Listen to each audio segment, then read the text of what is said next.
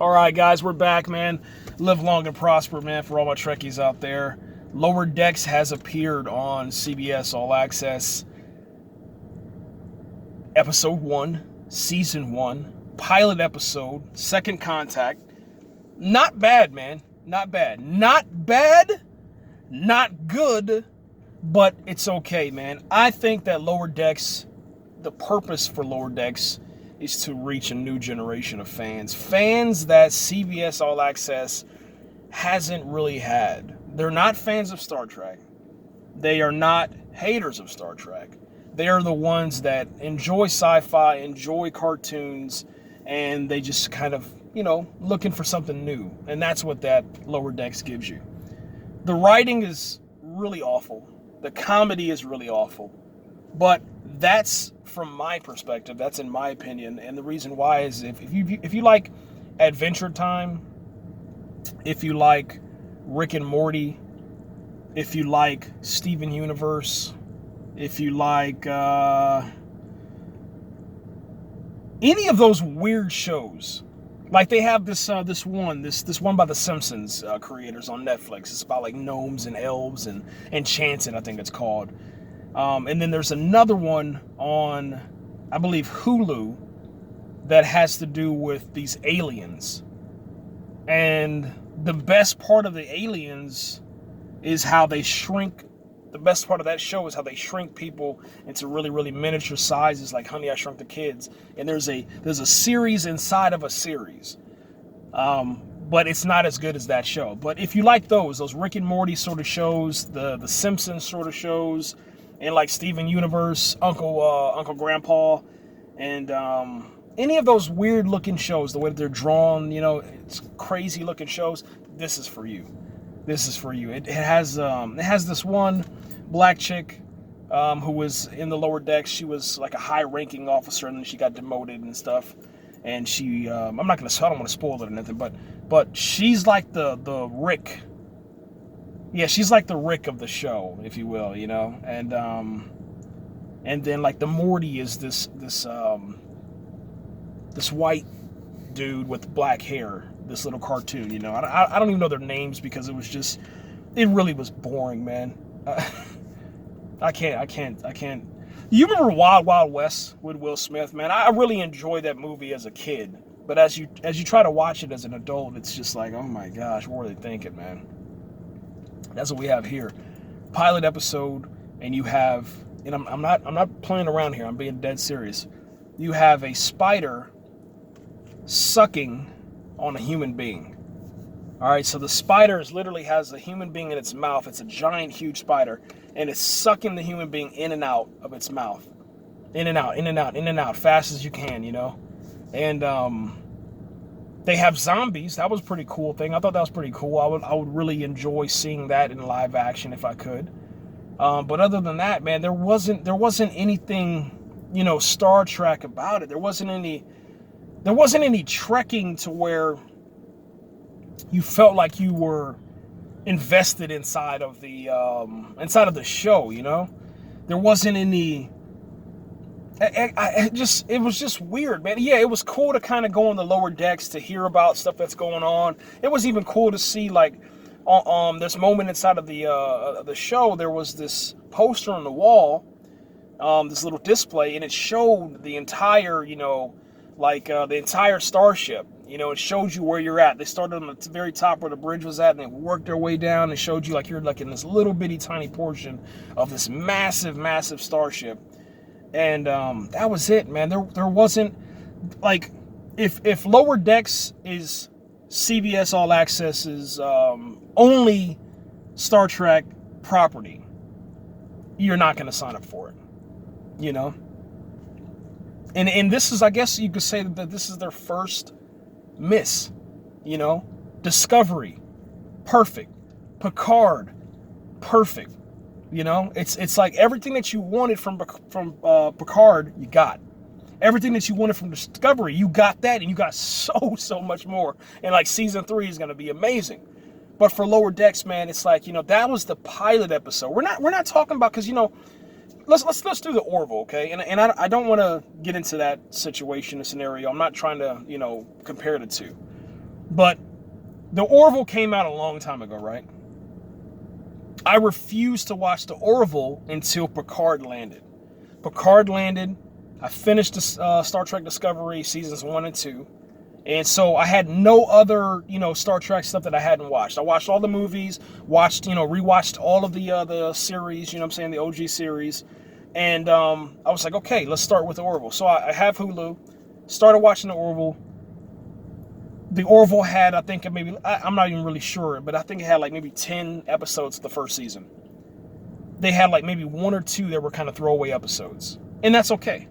But the content inside of the Orville was superb, man. And I'm not sitting here trying to put the Orville above, Star Trek or nothing like that. But for what it was, I was blown away by the Orville. And I have a 30-minute review of the Orville where I talk about it for that long because I was really inspired by the Orville. It did a great job.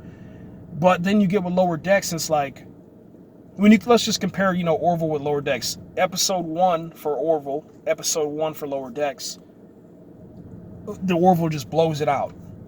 And it's like Seth MacFarlane wasn't even trying. Oh man, there's a spider, bro. Is that a spider? All right, it's dead now. Yeah, I can't stand spiders. All right, but yeah, for the Orville, it's like Seth MacFarlane wasn't even trying. For CBS All Access, Lower Decks, it seemed like they were trying so hard, to just, they were throwing out names. They were name dropping a lot of people, name dropping a lot of things that happen inside of, the universe. And it was just like, dude, it's uncalled for, you know what I'm saying? That's like, it's like, when Star Trek Discovery first started, we knew there was a situation happening between, Michael and Spock. We knew that. So it's okay to drop, Spock's name every now and then. No problem with that. It's even cool to introduce a new Spock to us. That's cool. But, when you get to Picard and stuff, Picard is talking about what Picard went through. This one was just like name dropping just to have jokes. You know what I'm saying? There was even a moment when it talked about, no, I don't want to ruin that. Because I said, yeah, no spoilers, okay? But there was a moment when they talked about a character and the evolution of that character. And it was like, it's cool to joke about it. Like, the jokes inside the Orville were on point, you know what I'm saying? Like, it wasn't just joking just to joke. They made sense, man. But inside Lower Decks, it was just like, they're trying so hard to get you to laugh that you're not going to laugh. I laughed one time, and that was when one of the aliens... one of the aliens like looked at the camera. It was just it was so awkward.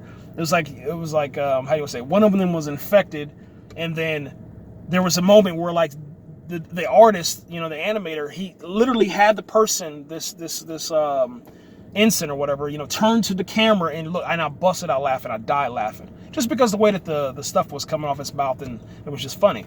But everything else, I didn't laugh at. I didn't laugh at the giant, and I think I spoiled that anyway, but it's okay. With Wild Wild West with the giant spiders, you know what I'm saying? And going back to that, you don't start a series sucking. It was just weird getting naked just to get naked. You know what I'm saying? Like, it was just, I don't know. It's not saying that it was inappropriate or nothing like that. It was just weird, man. It was just weird, It was like they threw everything. They threw zombies. They threw, I don't even know why. Yeah, you can't even really review this thing because you start getting frustrated because it's like they put so much effort into this. Coming soon, Star Trek Lower Decks. And it was like, I didn't expect it to be good because most of the animation today is terrible. From The Simpsons continuing to go on and beat a dead horse over and over and over again just to, be historic and count numbers and have more episodes. At least, with Family Guy and, with Cleveland and, some of the other, cartoons that came, American Dad, at least, they were doing something a little bit different, Futurama, stuff like that, But I don't know, man. I don't know. It's just one of those things. You're either gonna love it or you're gonna hate it. That's just it. And we're at that point now, with every single new creation with Star Trek, we're in a love-hate relationship. And what's even more frustrating with CBS, man, is that and I'm going to talk about this. I have another video coming, but there's a talk that instead of continuing on the story for just one more for doing Star Trek 4, they're going to reboot everything. And they're trying to reboot it with new characters, and they got this guy that's in charge of it now. I think his name is Michael or something like that.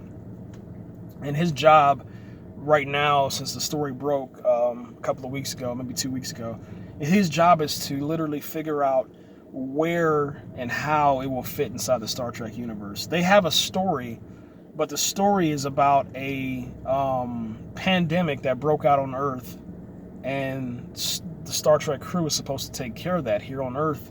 And I guess because of COVID-19, you know, they're not going to release it, you know. And it's just like, dude. And then, you know, Quentin Tarantino, he dropped out. This is where we're at right now, guys. This is where we're at. It's just a frustrating time, you know. But thankfully we have, you know, Star Trek Discovery Season 3 that's going to drop. And then I'm not really sure what's happening with Picard because there's so many rumors out there. But at least we have the hope inside of Star Trek Discovery Season 3, leading us into a new frontier, man. Yeah, I don't know, man. I really don't know. But I'm going to continue watching it, you know, like I said.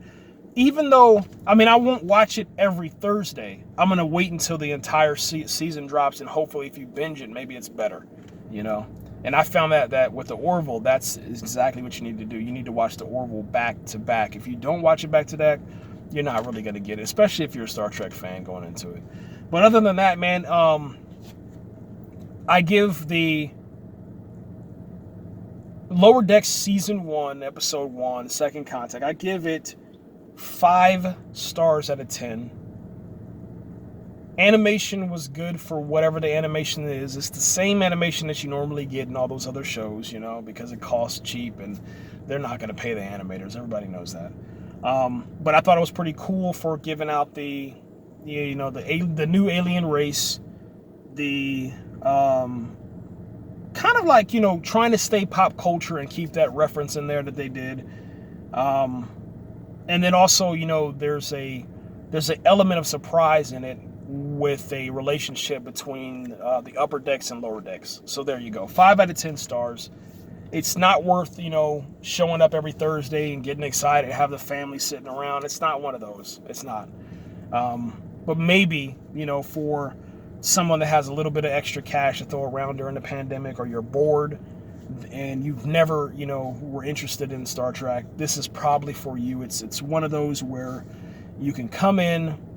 You don't really need to know all the jokes and all the backstories and all that to get the jokes. But if you do know the backstories, the jokes just aren't high enough. You know, they're not high enough inside of the lore of the Star Trek universe, you know what I'm saying, to even, you know, get a chuckle, you know what I'm saying. It's extremely disappointing for a fan of that IP. So that's it, man. I'm out of here, guys. That's it. Leave your comments below, and yeah, that's it, man. Take it easy.